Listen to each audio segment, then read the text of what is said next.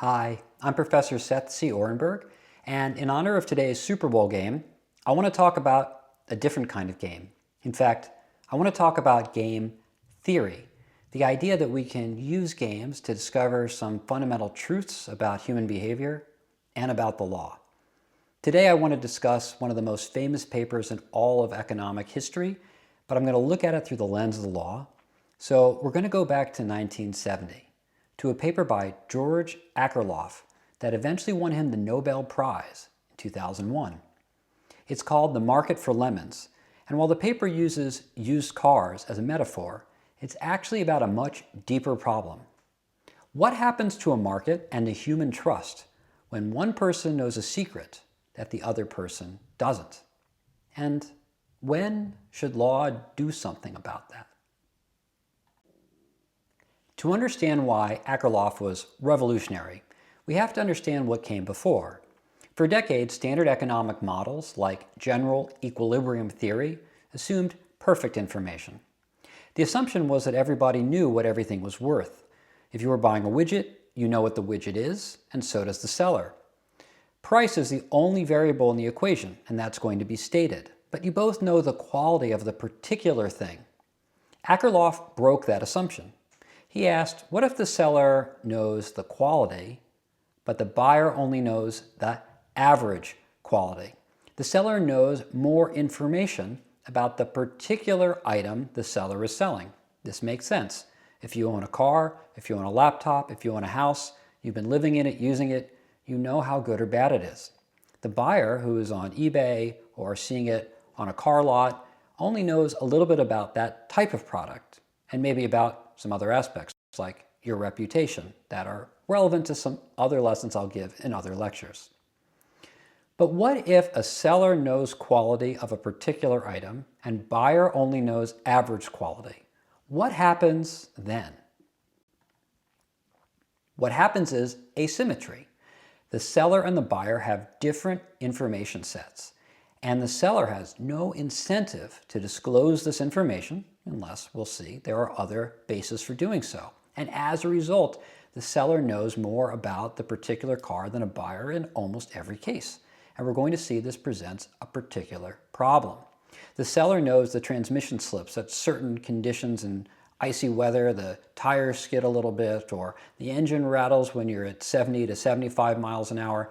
These are things the buyer can't really know by looking at the shiny paint. And it would be expensive to discover them. There's a certain cost to discovering this information that the seller has.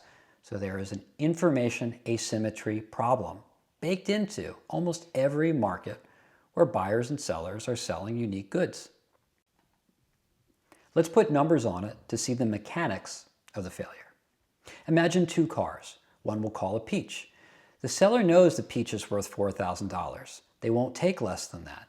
That makes sense. If you're selling something that you know is valuable, why would you ever sell it for less? That would be irrational.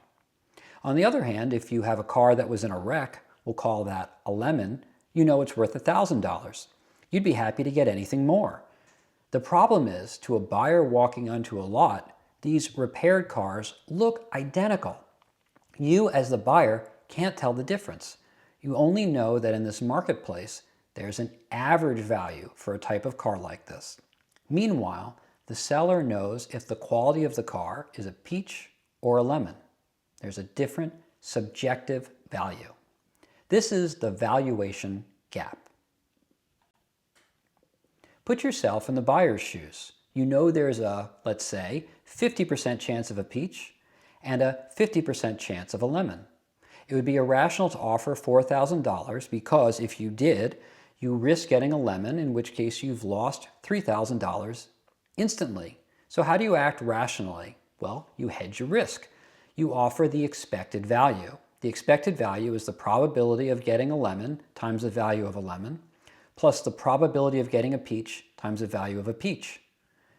And in this case, that would be $2,500. This isn't being cheap. This is being prudent. But this prudence triggers a sort of disaster. Let's see how the story unravels. Here's how the tragedy unfolds, step by step. So you're the buyer. You offer $2,500. That's rational. The lemon owner is thrilled. If the car is a lemon, they'll sell immediately. Now, that's not a very good deal for you, the buyer, but that was the expected value. That was the risk you took. On the other hand, what if the seller has a peach? They know their car is worth $4,000. They won't sell for $2,500. They will literally drive the car off the lot. They will drive the car home. And the result is that the good cars generally leave the marketplace because all of the peach owners act this way. When the buyers then realize that the good cars have left, they have to update their priors. Now the average value of a car is lower because there are fewer good cars. You don't have a 50% probability of getting a peach. Now that those peaches that were $4,000 and more have left the lot, now we have some lower percentage of getting a peach. Your expected value is lower, so you lower your offer. And what will happen next? More owners of now peaches, cars worth more than that, are going to drive their cars off the lot. You, the buyer, update your expectations. You lower your expected value and your offering price. More peaches drive off the lot, and the eventual result is the market for good cars has completely vanished. This is what we call adverse selection. All that remains is a market for lemons. So let's switch to law. How can law solve the problem? The first solution is contract law, specifically in the form of a warranty. A warranty is a contractual message from the seller to the buyer, effectively saying, I am so confident this car is a peach, I will pay for future repairs. The economist Michael Spence won another Nobel Prize for defining this as signaling. Crucially, a signal only works if it's costly to mimic.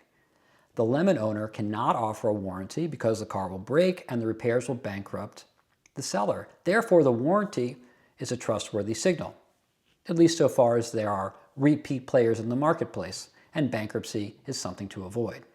But in any event, private law can bridge the gap and be a signaling mechanism to show that this is in fact a high-quality product, allowing them to stay in the marketplace. This is the logic of modern healthcare law. In fact, we see modern healthcare law is built around preventing the peaches from leaving the market.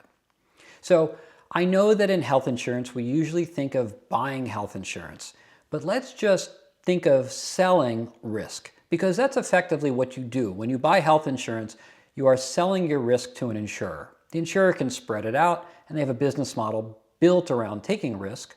And the people buy insurance because they can't afford the risk of something catastrophic happening to them. So think of being a patient who's selling risk to an insurer. The patient knows if they have a family history of illness, but the insurer might not, although a conversation around data privacy is probably warranted here. In any event, if allowed to choose freely, healthy people, peaches, won't buy health insurance because the insurance companies are not willing to pay enough for that risk.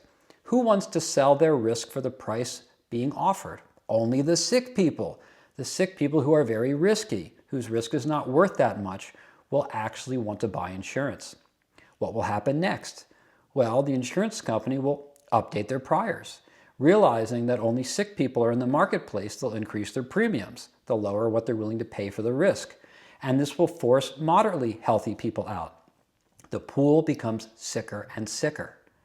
Now, there are legal fixes like Obamacare, which effectively forced peaches to buy insurance. It required by the individual mandate that everyone has to have insurance. And this is basically a way to force healthy people to subsidize sick people as a market stabilization mechanism. By requiring both peaches and lemons to buy insurance, an insurer has a better stability around the price they're willing to offer because we don't have this exiting problem where peaches stop participating in the market. Finally, the law can simply destroy secrecy. Historically, the rule of buying was caveat emptor, meaning let the buyer beware. It was your job, buyer, to check the foundation of the house. I would argue the modern regulatory state has shifted to a model of caveat venditor, let the seller beware. We have a variety of duty to disclose laws. For example, in real estate, you have to disclose lead paint, flood history, etc.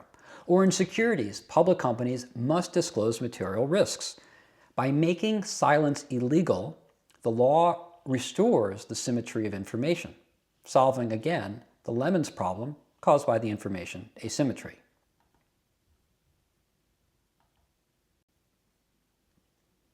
As you analyze legal problems, I recommend you distinguish between two solutions to the lemons problem. Signaling is when the person with the secret works to reveal it and often pays money, like getting a fancy degree, which could signal intelligence or work ethic, or paying for a warranty for something you're selling, like if you're selling a home and including a home warranty with the sale. It's a way of signaling that you have a peach.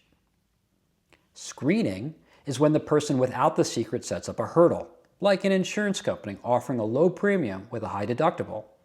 Only healthy people take the high deductible, and that contract screens the applicants. Or car insurance, where you can let it track your driving. Only safe drivers are going to make that choice. That screens the applicants. So these are two different ways of accomplishing the same objective of avoiding the lemons problem when there's an information asymmetry.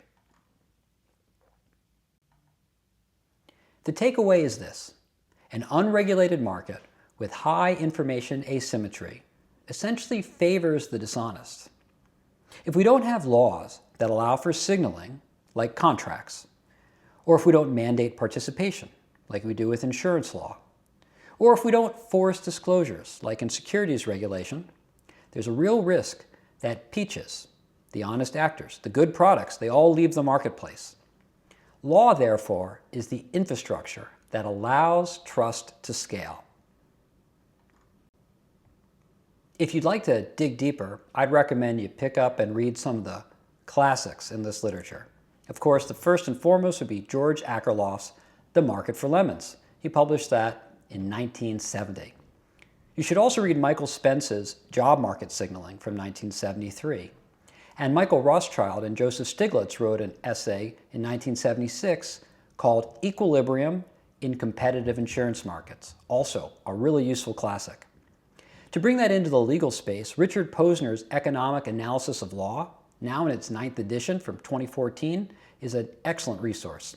You can also check out Ian Ayres and Peter Siegelman, who wrote The Economics of Insurance Antitrust Suits, which gives you a sense of how that works in that particular industry.